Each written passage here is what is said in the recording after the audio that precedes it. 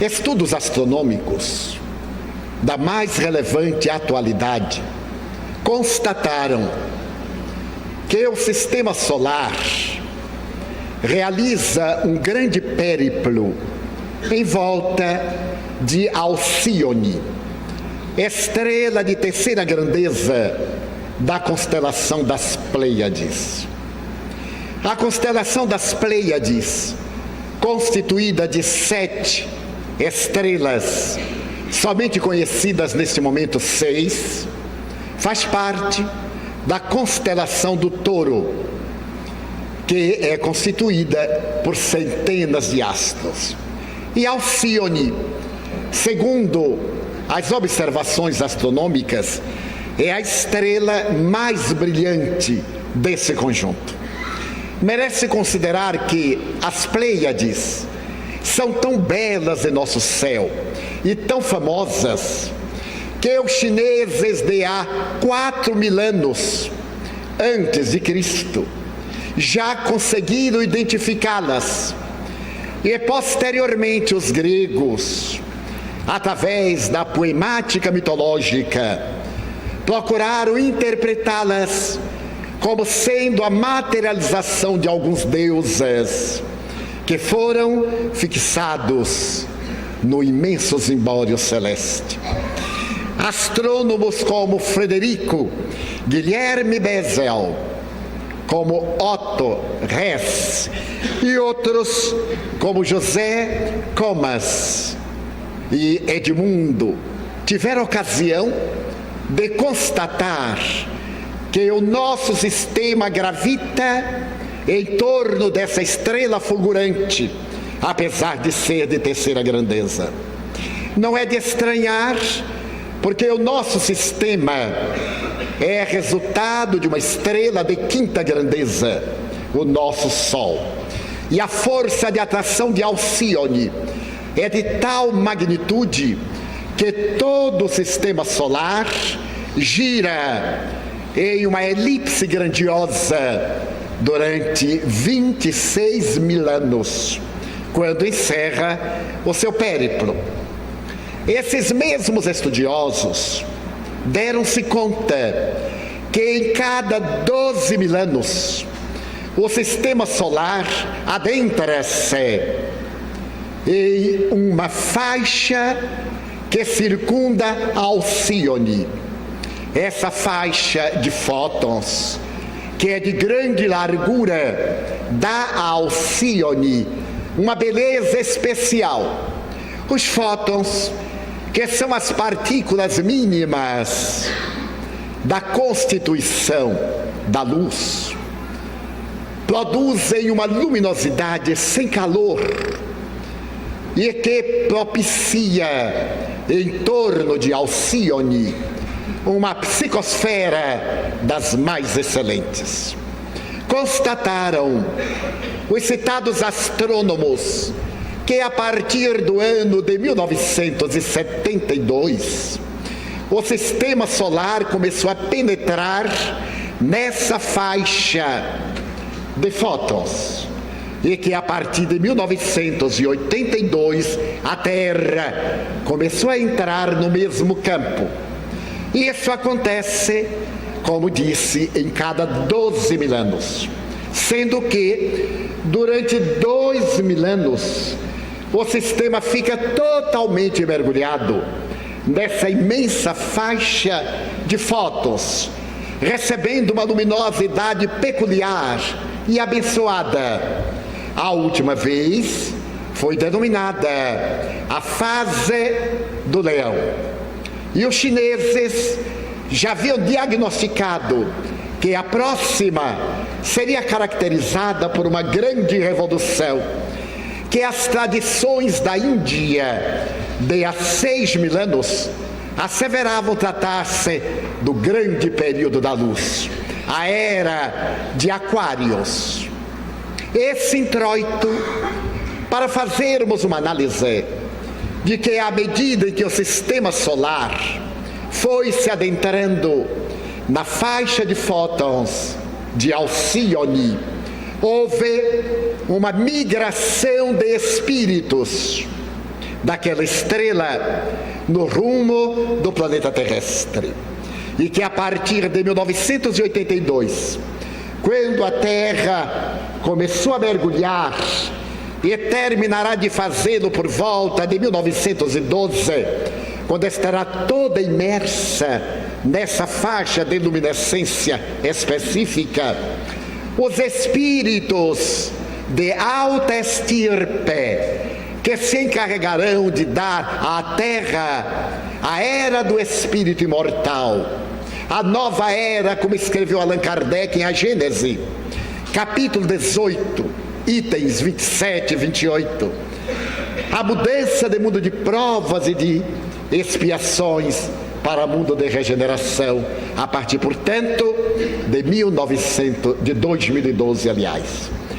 Essa proposta fascinante vem ensejar-nos o que aconteceu nos primórdios da nossa cultura, quando, do sistema do cocheiro e de Capela, 4 migrações de espíritos, entre os quais os arianos e os egípcios abandonaram aquele sistema para mergulharem na indumentária terrestre, favorecendo o nosso planeta em transição do Pithecanthropus erectus para o Homo sapiens, no grande movimento que se instalou na Índia e a seguir no Egito, posteriormente na Pérsia, mais adiante na Caldeia, na Babilônia e ainda mais tarde na Judeia, formando as raças padrões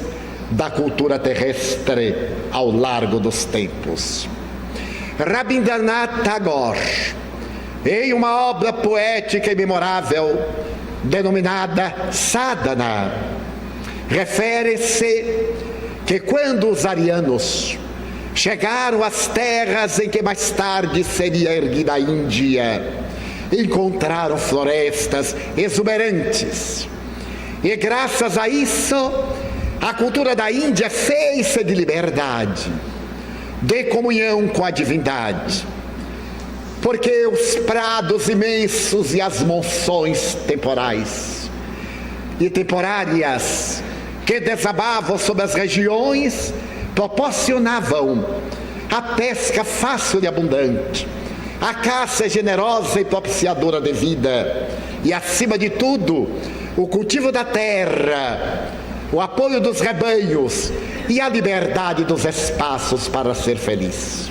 Em Sadhana, que são 8 discursos pronunciados por Rabindranath Tagore, alguns dos quais na Universidade de Harvard, nos Estados Unidos, um insigne teólogo, poeta, musicista, artista e prêmio Nobel de Literatura, aborda a missão histórica daquele povo que veio de outra dimensão para perpetuar na consciência terrestre o cultivo de Deus, a certeza da imortalidade e a prática da não agressividade, a ahimsa, a não violência que seria pregada e vivida pelo inolvidável Mohandas Karamchand.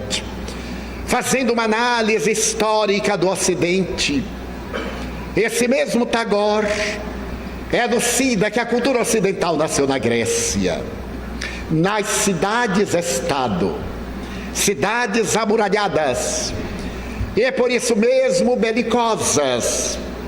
Atenas, amante da beleza, Esparta da guerra. As duas cidades sempre estiveram em litígio, embora Atenas amasse a filosofia, a arte, a tragédia, através da literatura estatuária. Esparta, belicosa, estava sempre em guerra para impor-se por toda a Hélade. E é que nós ocidentais somos herdeiros de um atavismo antropossócio-psicológico, fechado, egocêntrico, egotista, em que há uma predominância pelos nossos interesses pessoais em detrimento dos interesses coletivos. Mas entre as áreas que mais tarde constituiriam a doutrina Brahmani, se examinarmos aqui a questão das classes hediondas, que também ele abominava, trouxeram uma conceituação de liberdade que esplenderia em todo o Oriente, através de Krishna, através de Siddhartha Gautama, o Buda, através de Sai Baba, mais recentemente, nem olvidando os inolvidáveis rishis, os homens santos, os nobres gurus, como Paramahansa, Yogananda e tantos outros. Então, esses espíritos que vieram de outra dimensão proporcionaram uma cultura de beleza, e agora, nesse período de tumulto, nós estamos recebendo imigrantes que vêm de Alcione, enquanto assevera o ínclito codificador do Espiritismo, os espíritos rebeldes que permanecem na Terra gerando dificuldades, criando embaraços ao progresso, obstinados no mal, terão que emigrar do planeta na direção de pousos nos quais irão contribuir com o intelecto, e ali no atrito com o sofrimento desenvolverão a emoção. O mesmo que aconteceu com aqueles que vieram de Capela, que apesar da inteligência luminífera, estavam de algum modo obstaculizando o progresso. E graças ao conceito bíblico de Lúcifer, que se tendo levantado contra Deus, foi expulso do paraíso. Essa expulsão, certamente temporária, permitiu que retornassem depois que se houveram modificado na estrutura do planeta, ainda em desenvolvimento do primarismo para a civilização. Então nós passamos a receber espíritos desenvolvidos intelectualmente, mas não necessariamente evoluídos do ponto de vista moral nesse momento. E a partir daquele 1972, psicólogos, psicoterapeutas, pedagogos, estudiosos do comportamento começaram a observar, sem saber, uma certa mudança na estrutura sociopedagógica da vida infantil. Começaram a dar-se conta que as crianças deste último período, digamos, desses 20 anos, 30, apresentavam síndromes estranhas, personalidades especiais, uma certa forma de rebeldia, temperamento estranho e não adaptado às exigências do habitat convencional. Depois de largos estudos, essas crianças foram classificadas como portadoras de transtorno do déficit da atenção, TDA, ou foram consideradas crianças transtorno do déficit de atenção, hiperativas. Esses dois grupos considerados patológicos, TDA e TDAH, passaram a preocupar os psicólogos e os educadores, porque se tratam de crianças rebeldes, atrevidas, que nos fitam nos olhos e fazem exatamente o que lhes apraz. Estudos mais profundos tentaram estabelecer uma correlação de natureza elétrica no sistema nervoso, produzindo esses temperamentos hiperativos ou esses temperamentos reativos. Crianças que não se submetem, sob hipótese alguma, a quaisquer orientações, especialmente se impostas. A partir de 1982, o número delas cresceu assustadoramente. E a partir de 2000, chegam já à casa de alguns milhões de crianças supostamente portadoras de transtorno da personalidade e da atividade, da afetividade. O que fez que laboratórios tentassem sintetizar substâncias químicas que, atuando no sistema nervoso central e na rede de neurocomunicações, acalmassem-nas, tornando-as dóceis, capazes de reflexionar de maneira gentil e nobre. Surgiram então, entre os vários produtos, um deles que se tornou célebre, a Ritalina, denominada droga da obediência. A criança que é submetida a esse tratamento muda realmente de comportamento. Não se torna dócil, torna-se obediente. Não se torna afável, faz-se submissa. No entanto, porque o assunto cresceu demasiadamente, psicólogos mais atentos e interessados na vida profunda, pertencentes às doutrinas transpessoais, começaram a observar que essas crianças TDAH, apresentavam uma aura, uma irradiação numa tonalidade muito especial, em um azul forte, na tonalidade índigo. Essa tonalidade advém de uma planta na Índia que passou a dar a cor dos blue jeans e de outros tecidos.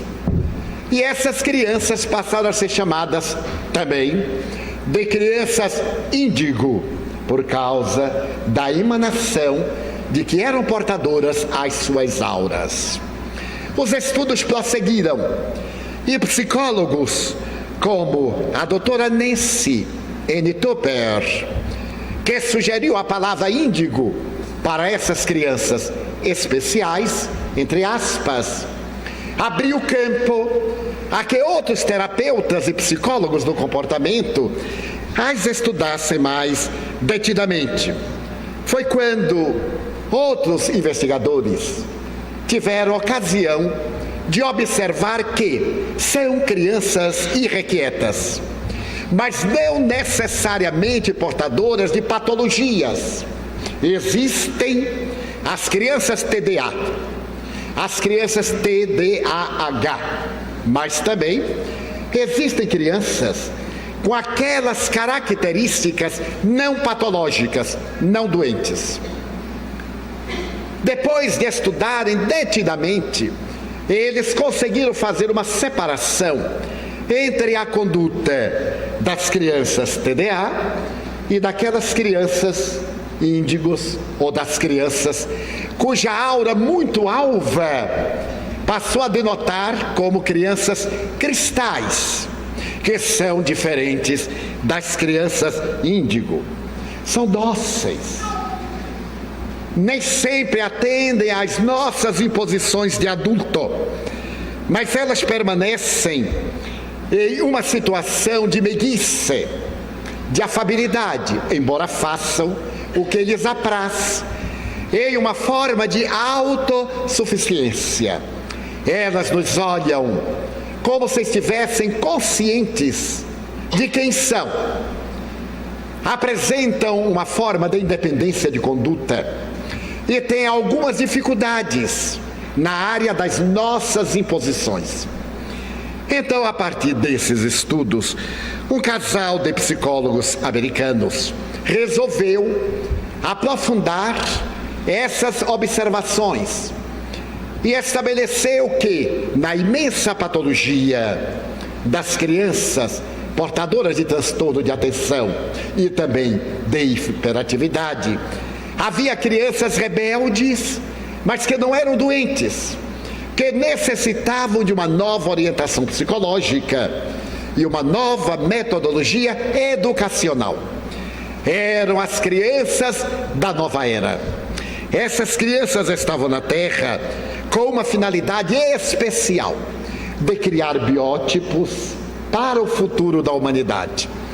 Da mesma forma, dizemos nós, que aqueles que vieram de Capela criaram esse biótipo físico, os caracteres morfológicos das diversas raças. Essas crianças agora vieram também proporcionar-nos uma biotipia de natureza transpessoal, de natureza transcendental.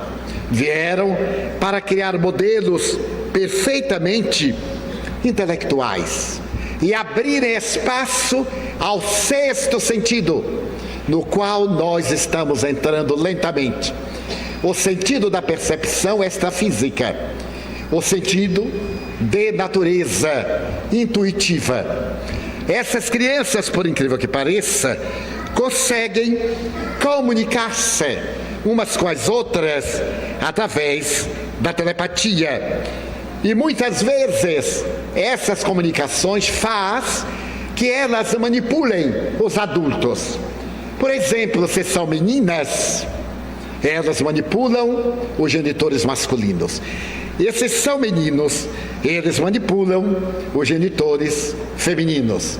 Conseguem manipular as mães, fazer chantagem, terminar por conseguir o que almejam, enquanto que as meninas, por sua vez, conseguem, manipulando os pais, terem atendido os seus pequenos caprichos. Então, os observadores estabeleceram que essas crianças índigos nascem e sentem-se como seres diferentes, como seres nobres. Deu a impressão de que são até superiores aos pais. Elas acreditam merecer estar neste mundo. Este mundo parece que foi preparado para elas.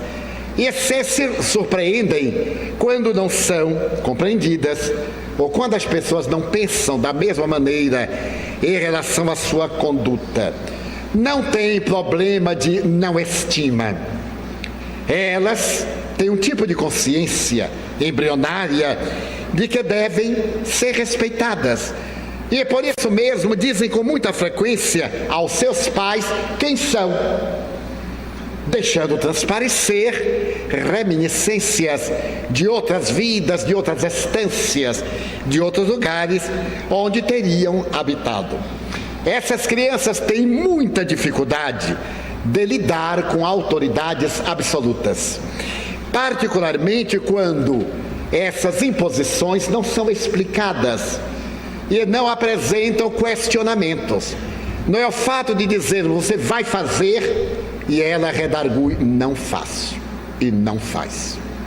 Elas exigem uma outra psicologia, porque é como alguém com uma grande capacidade que está mergulhado no vasilhame, no qual não existem os mecanismos apropriados para exteriorizar toda a sua potencialidade. Então são rebeldes, irritam-se, desequilibram-se e muitas vezes agridem, recusam-se a desempenhar as tarefas que lhes são impostas. Por exemplo, esperar uma fila, ficar sentado em um lugar mais de 3 minutos. Elas não conseguem, porque há no seu sistema nervoso uma tal irritação e uma tal necessidade de afirmação que chega a perturbar-nos. A nós outros adultos acostumados com regras e com imposições do nosso ego, sempre caracterizado pelas nossas paixões. Elas se frustram com os sistemas. Por que tem que ser assim? Com as tarefas, por que eu tenho que fazer? E com as nossas imposições, caso não lhes expliquemos a razão pela qual, a ponto de fazer-se entendidas. Costumam identificar de maneiras mais eficazes a forma de fazer as coisas, isto é, fazem as coisas, porém, conforme lhes apraz. Não tem medo de ameaça. Quando seu pai chegar, você vai ver. Elas ficam indiferentes e quando o pai chega, elas aí veem e não se importam. Se são golpeadas, maltratadas, gritam, esperneiam e ficam contentes porque irritaram os pais. Daí o mecanismo tem que ser de natureza muito especial. Por fim, elas parecem não se relacionar bem com pessoa alguma, a não ser com aqueles que são portadores dos mesmos sintomas, que têm as suas mesmas características. O que difere das crianças TDA ou TDAH, que são agressivas e que se maltratam e muitas vezes trazem um caráter autodestrutivo. Essas crianças índigo foram classificadas em 4 tipos especiais. São crianças que fazem parte de um grupo denominado como humanistas. Se elas forem bem educadas, se receberem uma orientação consentânea ao seu estágio de evolução, com disciplina bem se vê, elas serão os futuros advogados, serão os futuros diplomatas, terão facilidade de lidar com relacionamentos internacionais, terão uma acuidade especial para as problemáticas da justiça e da lei, porque tem interiormente um critério do que é justo, porque se consideram vítimas de um sistema injusto e por isso mesmo elaboram critérios de justiça a benefício da sociedade futura. Essas crianças, portanto, humanistas, aí estão, e aquelas que chegaram desde há algum tempo, encontram-se hoje em determinadas posições que a mim, ao Nilson, nos tem chamado a atenção. Por exemplo, nós observamos que nos últimos anos, um grupo de promotores de justiça, jovens, relativamente jovens, entre 20 e 35 anos, tem conseguido investigar a vida de pessoas corruptas com uma dignidade a toda a prova. E se observarmos bem, nesta última década, foram esses jovens promotores de justiça, foram alguns jovens delegados de tal ou qual entidade de polícia, ou que seja, que se não deixaram corromper e levantaram-se legalmente contra as pessoas de alto coturno na sociedade, na política, na religião, levando-as às barras do tribunal. Portanto, nós observamos que houve uma mudança, porquanto esses encargos estavam sempre em mãos de pessoas idosas viciadas, de pessoas de status comprometidas, de pessoas que legislavam exclusivamente em interesse do seu ego e daqueles aos quais se vinculavam. Mas de repente, no Brasil e no mundo, agora mesmo no Japão, nós vamos ter um primeiro-ministro que é o mais jovem da história do Japão depois da Segunda Guerra Mundial. Claro que aos 51 anos ele não se encaixa nessa classificação, mas desejamos apresentar uma revolução. Se nós olharmos na política internacional, a mulher, desde Indira Gandhi, passou a administrar países machistas e a desempenhar a tarefa com uma tal pujança que vem surpreendendo a cultura tradicional pela grande capacidade na política desenvolvida por mulheres. Temos agora a Alemanha, na sua história pela primeira vez, administrada por uma mulher extraordinária, que viveu na parte oriental sob o regime comunista e a ditadura terrível da Cortina de Ferro. Temos no Chile também uma outra mulher esplendorosa, para não recorrermos ao exemplo de Margaret Thatcher, a chamada ministra de ferro da Inglaterra. Então está havendo uma revolução que nós não nos estamos dando conta. Apegados à sistemática do lado negativo, só temos visto na terra desaires, violências, misérias, e não estamos observando uma sutil mudança, uma psicosfera que anuncia até o ano de 2052, segundo os nossos amigos espirituais, a mudança real para um mundo de regeneração. Claro que não será o mundo dos beijinhos, da fraternidade, da plenitude, para o mundo de regeneração.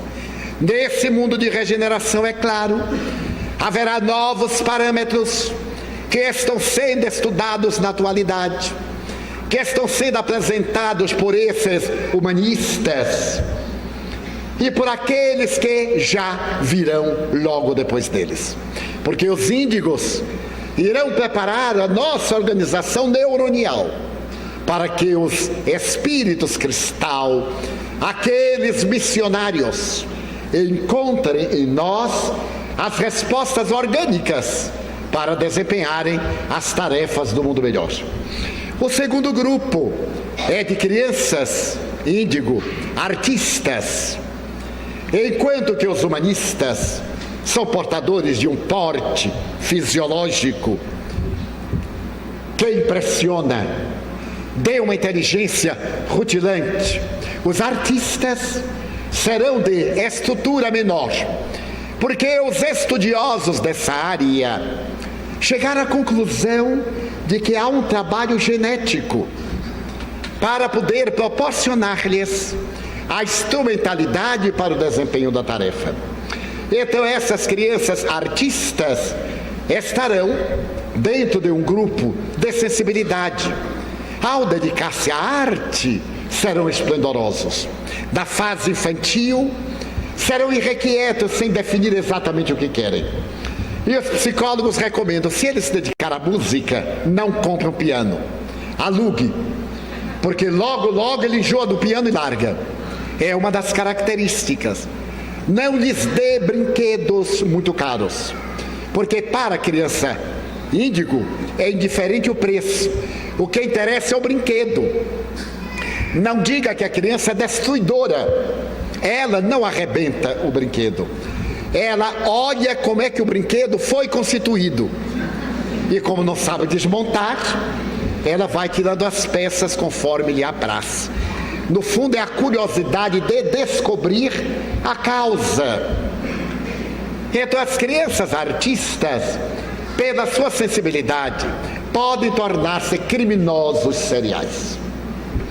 A maioria das crianças homicidas nos Estados Unidos e na Europa é estudada pelos especialistas dessa nova era. Apresentavam as características humanistas e artistas, porque contrariadas, recalcadas, criaram conflitos. As nossas exigências descabidas, o descuidado dos pais, que preferem remunerar educadores, empregados, babás, enfermeiros, para exercerem a tarefa que a eles a vida delegou e que eles escolheram, porque procriaram, porque quiseram. Essas crianças tornam-se rebeldes e muitas vezes matam os próprios pais. E aqueles que revelaram crimes hediondos na escola, como aconteceu na Escócia, na América do Norte e em outros países, eram portadoras desses maus tratos, que a sua mente privilegiada resolveu elaborar um mecanismo de desforço, sem ter a lucidez moral, a consciência, para perceber que se tratava de crime. Na sua insania e na sua ignorância, falta de consciência, era necessário chamar a atenção e impor. Daí, não é conveniente que se pense que toda criança índigo será necessariamente um anjo. É uma criança portadora de alta capacidade mental, de uma grande inteligência, que deve ser perfeitamente orientada para que a sua aplicação seja coroada de resultados satisfatórios, quando não exitosos. O terceiro grupo é de crianças conceptuais. São aquelas crianças que têm uma capacidade imensa de penetrar no mecanismo das coisas. São essas crianças que se tornarão engenheiros, designers, construtores, que terão a visão do futuro, que apresentarão obras que despertarão a sensibilidade e que se irão revelando na construção de um mundo melhor e muito mais feliz.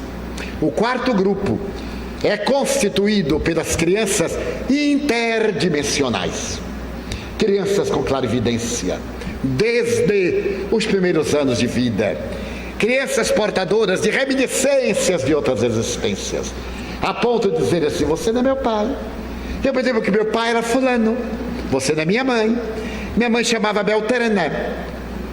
Então terão flashes que ressumam do seu inconsciente profundo, ou então dirão: eu não sou daqui.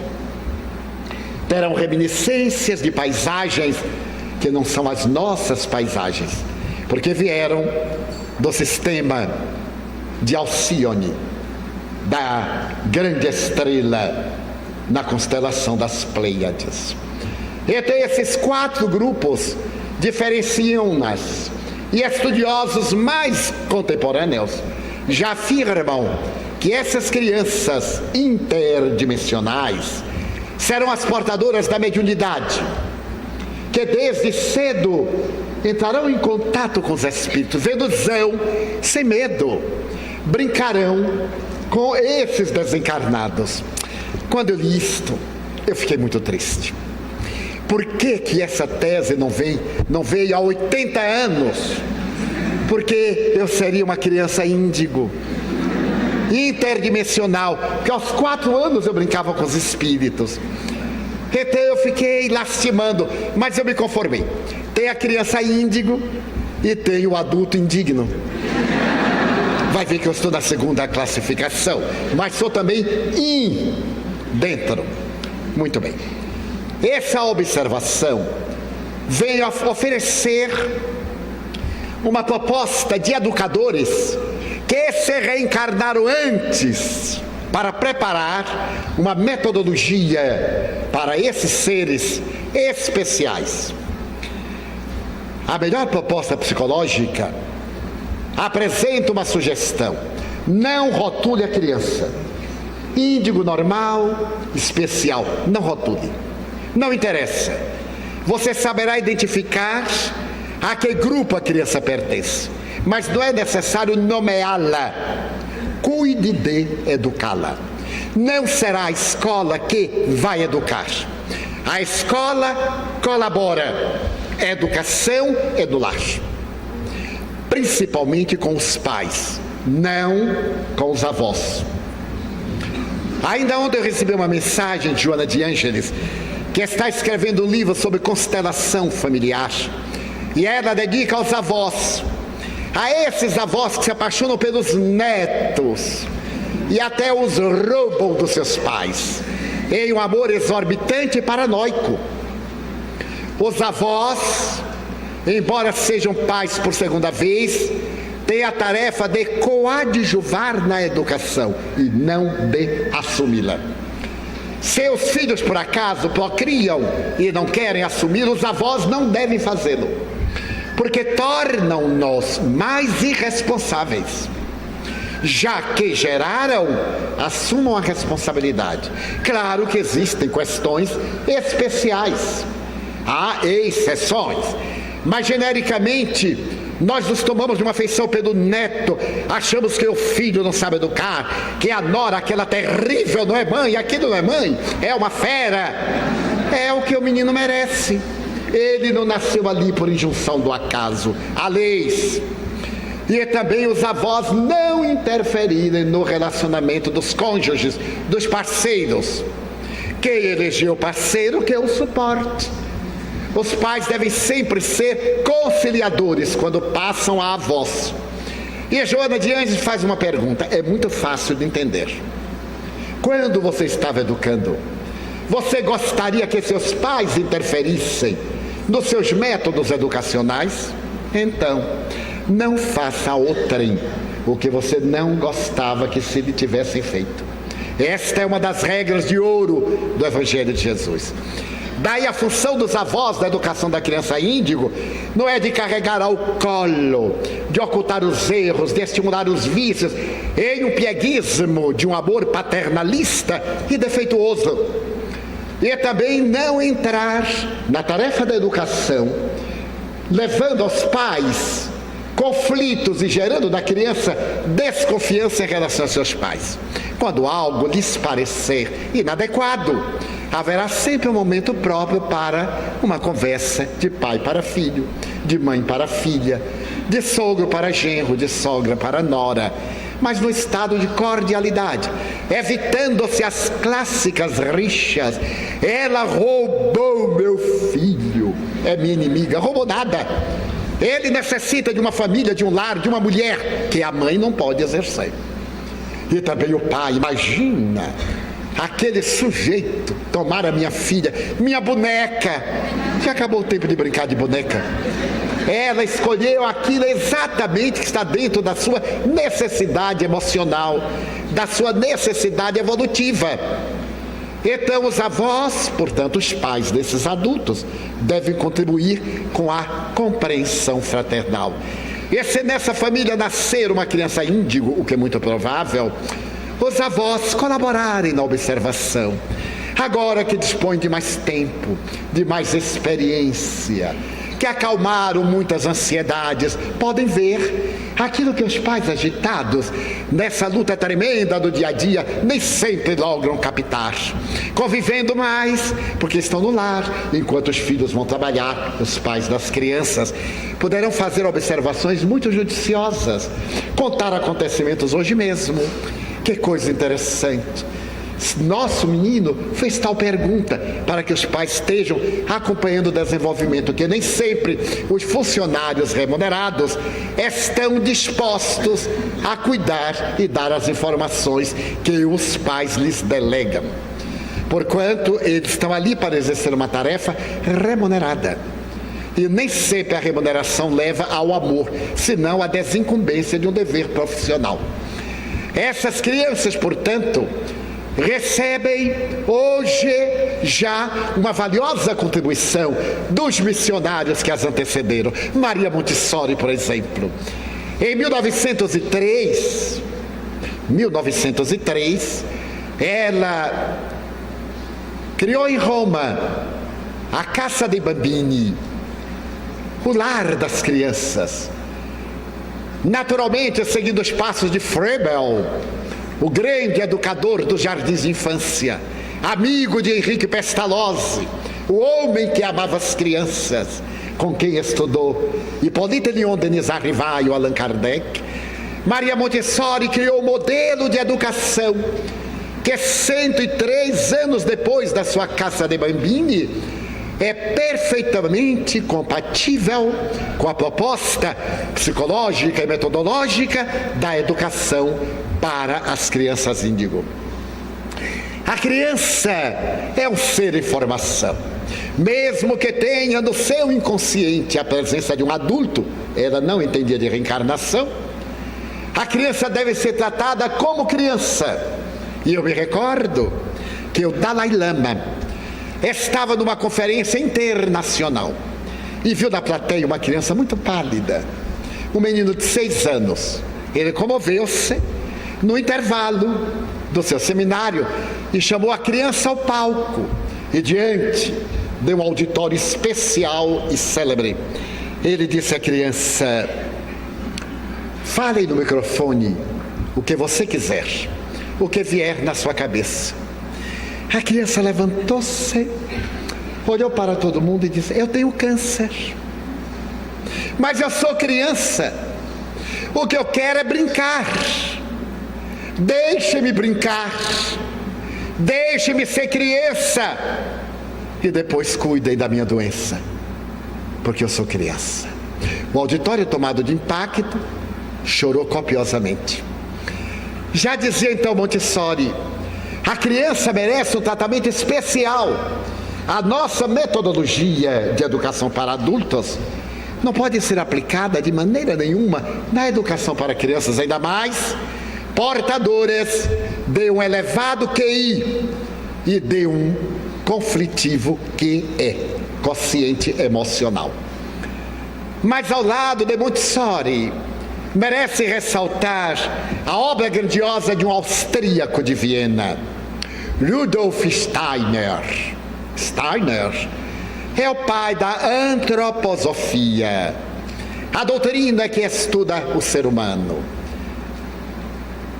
Rudolf Steiner, em 1929, criou a educação Waldorf, um método que ele inicia na Áustria, se propaga nos Estados Unidos e aparece no Brasil pela primeira vez em 1956, em que ele procura demonstrar que nem ser infantil como a criança, nem ser adulto perante a criança. Eu estava relendo O Pequeno Príncipe, e o Pequeno Príncipe tem a ocasião de dizer como os adultos são complicados, como eles são diferentes. Depois que ele vai de um para o outro asteroide, conversa com o bêbado, conversa com o rei. Mal ele chegou, o rei disse assim: você será meu súdito.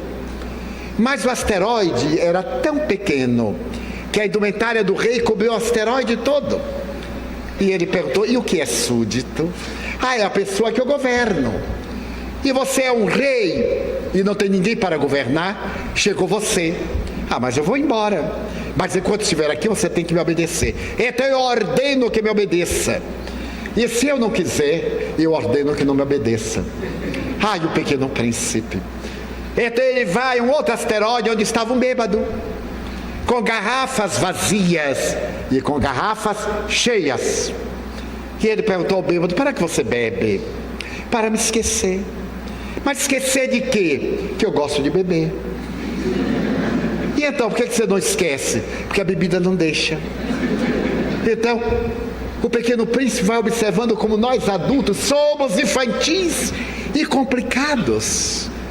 E eu vejo em nossas brigas de adulto, às vezes, ciúmes, palavras que nós achamos que são contra nós, porque somos complexados inferiores. Sempre a culpa é dos outros. Como é que disse tal coisa que me ofendeu, que me magoou? Uma pessoa que se magoa com palavras ainda está na infância psicológica. Tem que correr ao psicólogo infantil. E como nós nos deixamos sensibilizar e perdemos a oportunidade de ser felizes por causa dessas quinquilharias emocionais que nós cultivamos pelo prazer mórbido de serem felizes. Não é tese minha não, é do Pequeno Príncipe, é de Antoine Saint-Exupéry. E o Pequeno Príncipe diz assim: eu vou voltar para o meu planeta. Ele arrancou os baobás, arrancou as flores, mas sabia que iam voltar porque havia sementes. Então Rudolf Steiner propõe uma educação da criança com amor. Não é essa educação que a gente tem um salário e se desencumbe. Como vai demorar, mas chegaremos lá. Mas é uma educação com amor, feita no lar. E a escola colabora através de métodos compatíveis, que são o resultado da interação pais-professores. Quantas vezes os professores se negam, os pais negam-se a ir às reuniões onde serão tratados os problemas dos filhos? Isso é coisa da escola. Mas quem foi que disse? Quer dizer que a escola é que tem que se interessar pelo meu filho e não eu? A escola é que tem que o corrigir e não eu, sem ter métodos de correção, porque esses métodos de educação e de disciplina pertencem à família.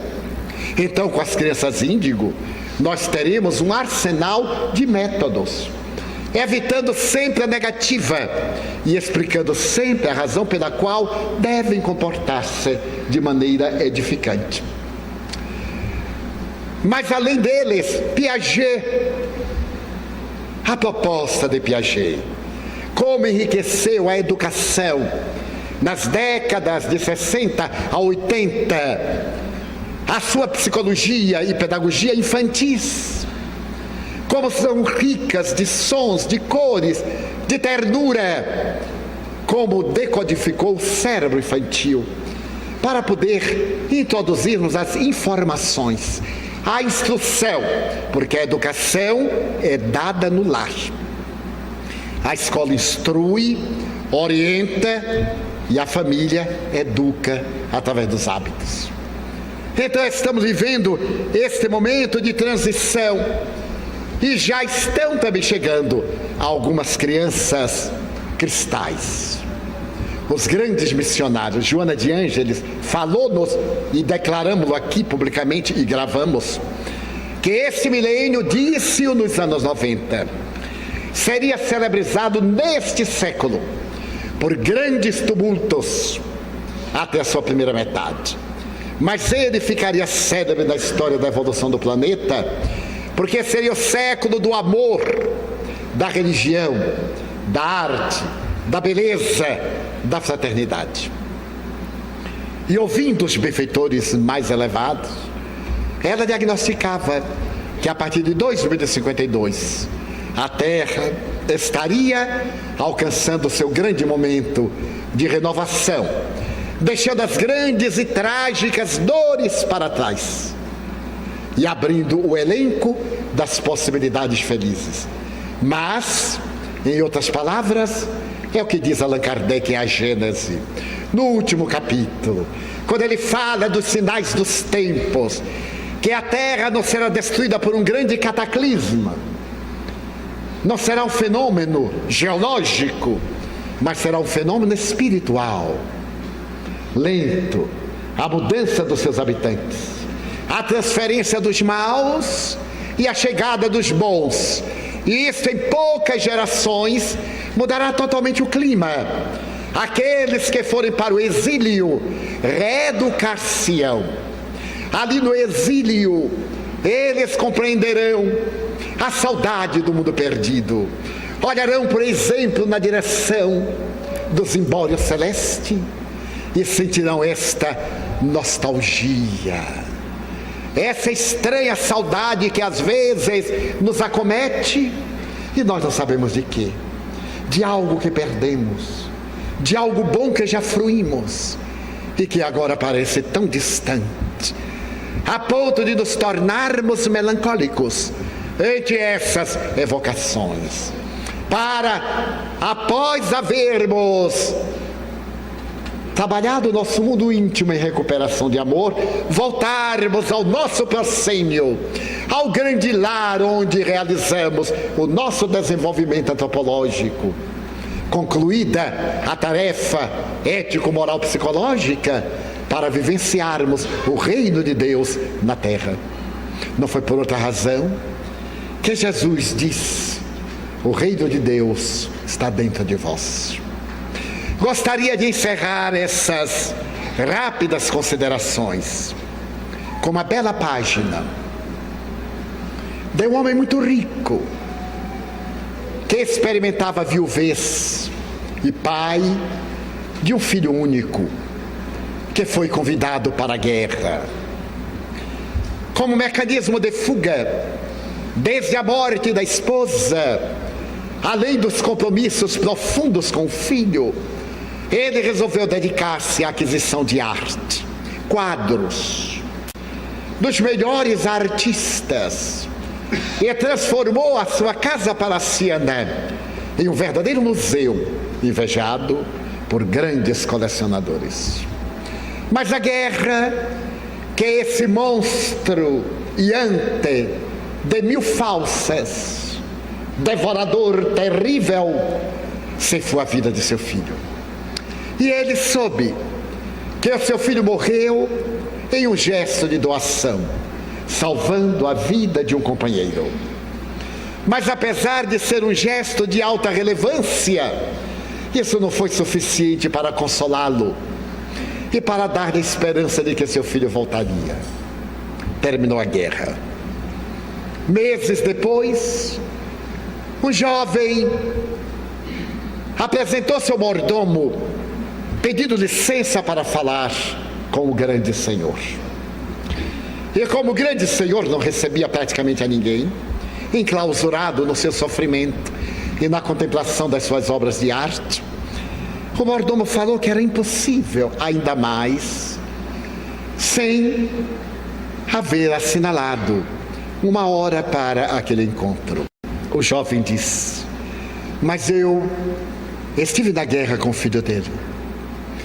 e gostaria de falar sobre os últimos momentos daquele grande amigo do meu coração. O mordomo estremeceu e correu ao amo e disse: é um veterano que viveu os últimos momentos ao lado do seu filho. O senhor renovou-se, desceu do piso privado dos seus aposentos ao imenso hall e recebeu o estranho, que trazia um volume muito bem embrulhado sob o braço. E o jovem disse: um dever de gratidão, traz-me até o Senhor, porque o seu filho morreu salvando-me a vida. Ele se interpôs entre mim e uma granada e teve a vida despedaçada para poupar a minha. Eu nunca me esquecerei do seu gesto e gostaria de demonstrar a minha gratidão através desta pintura que eu fiz do último momento do seu filho. Entregou-lhe o quadro, que o homem nervosamente abriu e percebeu a pintura. O olhar expressivo do jovem dando a sua por outra vida no salto que ele realizou. Não era uma pintura acadêmica, era a pintura de um principiante. E então o rapaz disse: por favor, eu sei que não tem beleza, eu não sou pintor, mas eu acreditei que o senhor gostaria muito de ter uma lembrança do último instante de vida do seu filho. O homem comoveu-se e ofereceu-lhe uma grande importância. Ele disse: eu não quero nada, sou eu quem deve, foi a minha vida pela dele e ele perdeu-a para que eu vivesse. Muito obrigado. E desapareceu, nem sequer deixou o nome. O homem colocou entre as telas mais caras da sua coleção aquela do seu filho, que era uma tela modesta. Em menos de um mês, desencarnou de saudades. O leilão foi na Christie, a grande casa de leilão de Londres, que tem filiais em poucas cidades do mundo. E quando o leiloeiro apresentou-se, estava ali o que havia de melhor, corretores de pessoas riquíssimas que dariam lances pelo telefone para manter o anonimato. O leiloeiro ergue a tela e diz: primeiro lance. Ninguém deu importância, era quase horrorosa. Por favor, um lance, R$10. E ele insistiu: R$10. E alguém gritou: essa coisa não nos interessa, nós é que estamos pelos Picassos, pelos Rodins, pelos... Isso não interessa, por favor, passe as telas. Não posso. Quem dá um lance? Uma voz humilde lá no meio, quase inaudível, diz: R$20. Todos olharam. Era o jardineiro, o velho jardineiro da mansão. Levantou-se acabrunhado e disse: eu gostaria de ficar com a tela, mas só tenho R$20. Então o leiloeiro bateu o martelo: tome-a, está encerrado o leilão. Mas como? Ainda nem começou. Bem, é que no testamento, que eu só poderia ler agora, está escrito que aquele que comprasse aquela tela ficaria com todas as outras grátis. Então ele é dono de todo o patrimônio, em homenagem ao artista anônimo que pintou o último instante do seu filho. Em nossa vida há telas de alto preço, mas somente uma que tem valor: aquela que expressa o amor pelo qual um homem singular de Nazaré deu a sua pela nossa vida, para perpetuar a arte da abnegação.